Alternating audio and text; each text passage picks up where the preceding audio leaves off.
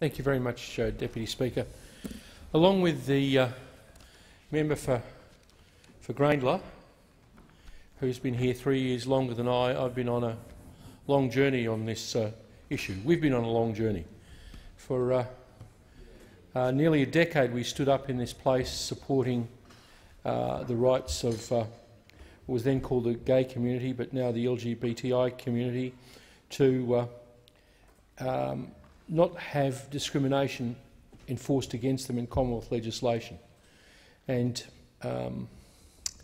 Albo, as he's known, the member for Grayndler, and I had a lot of joy 10 years ago in 2008 in successfully moving that legislation to remove discrimination against LGBTI taxpayers in Commonwealth legislation. Let's look at this marriage equality survey in its international context. The first country to vote for marriage equality was the Netherlands in 2001. 26 other countries currently have marriage equality, including Argentina, Belgium, Brazil, Canada, Colombia, Denmark, Finland, France, Germany, Iceland, Ireland, Luxembourg, Malta, Mexico, the Netherlands, New Zealand, Norway, Portugal, South Africa, Spain, Sweden, the United Kingdom, the United States and Uruguay. I agree with the previous speaker. Australia is a country of parliamentary democracy, not a democracy that believes that we should have referendum or surveys taken on every particular issue at the time. We're here now. There is a famous film, The Rise and Rise of Michael Rimmer, which points to the dangers for democracy of imposing endless referendums on people. But there were difficulties. There was hatefulness during this survey, but we got through it. Across the nation, 61.6% of people voted yes and 38.4% no. The participation rate was 79.6%, a very high response for a voluntary vote. It was mailed out to 16 million plus Australians, and the ABS received back 12,727,000. Victoria received the second highest result in the nation behind the ACT and the highest result of all states, with 64.9% of the population voting yes and 35% no. In Victoria, 3 million people participated in the vote, 2,145,000 yes and 1,161,000 no. Again, I think it was a bit of a surprise to observers that people over 50 were overwhelmingly supportive, with a yes vote of more than 85%. Now, in Melbourne ports, the result of the survey was astonishing. We achieved the third highest result of all 150 electoral districts in the nation. 82% of eligible voters had their say. That's 86,000 of my constituents participated, and 82% of those voted yes. Only the seats of Melbourne and Sydney voted with a higher return. Now, this has a history, of course. Every place has its own social history, and most recently we had the Shadow Assistant Treasurer and the member for Brisbane, Terry Butler, come and do a roundtable with the LGBTI community in my seat.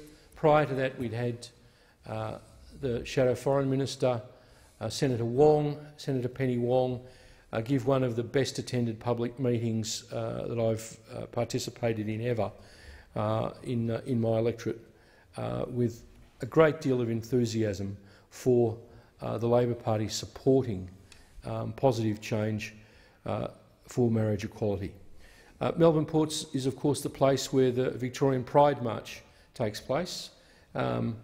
Often 11,000 or 12,000 or 15,000 people, not quite as big as the Mardi Gras, but it's remember the place where that great iconic film Kenny was filmed, and some of the scenes at the Pride March there are sort of inculcated in the Australian public's mind from that.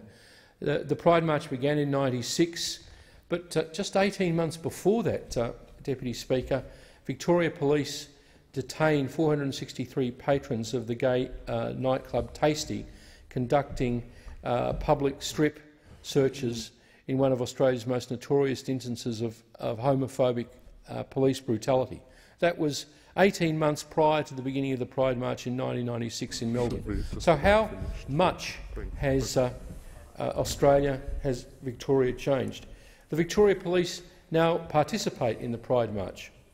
And of course, Melbourne Ports is the centre of the new Pride Centre that's going into Melbourne, the first of its kind in Australia, an initiative of my friend, the member for Albert Park, Martin Foley, and the State Labor Government.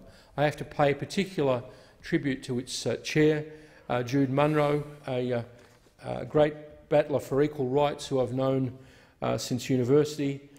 She's been part of my education on this, and the Pride Centre aims to be one of the unique initiatives that celebrates, bolsters and protects equality, diversity and inclusion in our electorate. We have a very big LGBTI community, and hopefully this will pave new directions for its future and honour and celebrate the brave and sometimes difficult past of people in the LGBTI community.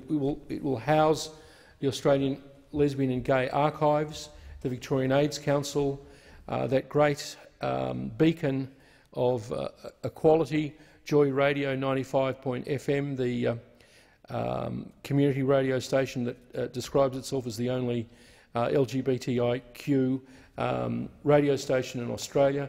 The Pride Centre will host the Midsummer Festival, the Melbourne Queer Film Festival, Switchboard and Miners 18.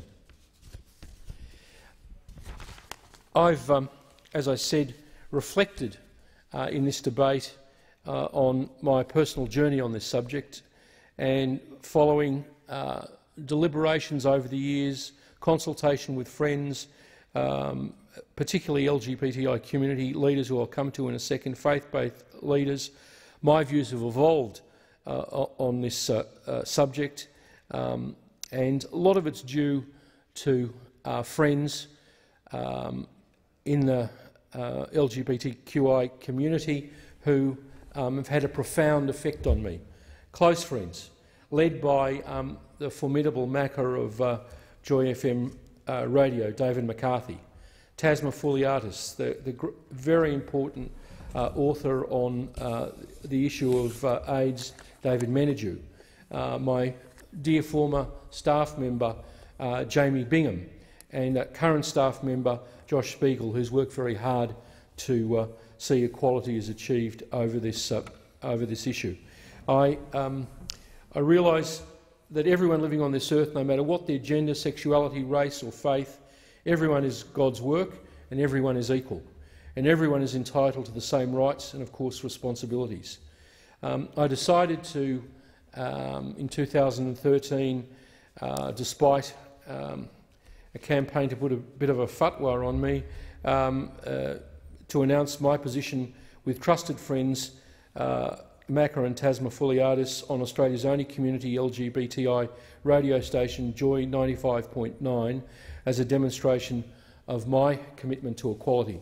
And I'm glad I did, because it's brought us all to this day, a day that began a long time ago for me with seconding Anthony Albanese, the member for Grainla's resolutions which we passed during the Rudd government to remove discrimination against members of the community in Commonwealth legislation.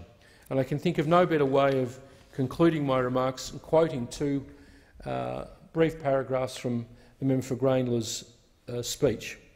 He said, "In supporting this legislation, we are saying that Australia is a tolerant nation, that we are a respectful nation, that we are a nation that is stronger because of our diversity. I think it's unfortunate that we are one of the last advanced industrialised nations to recognise marriage equality when this legislation is passed. Nonetheless, catching up with the rest of the world is a good thing. I pay tribute to all those who did the hard yards, the really hard yards, to get us to this place."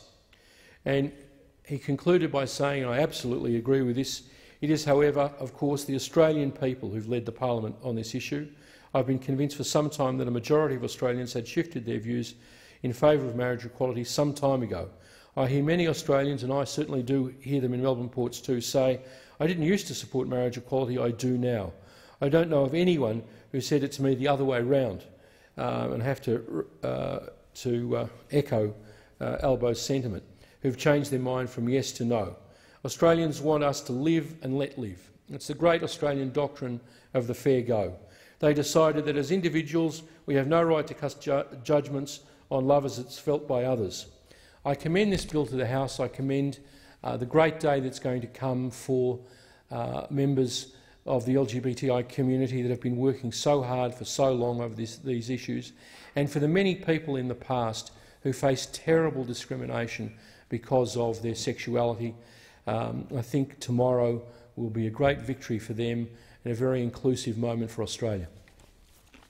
Thank you.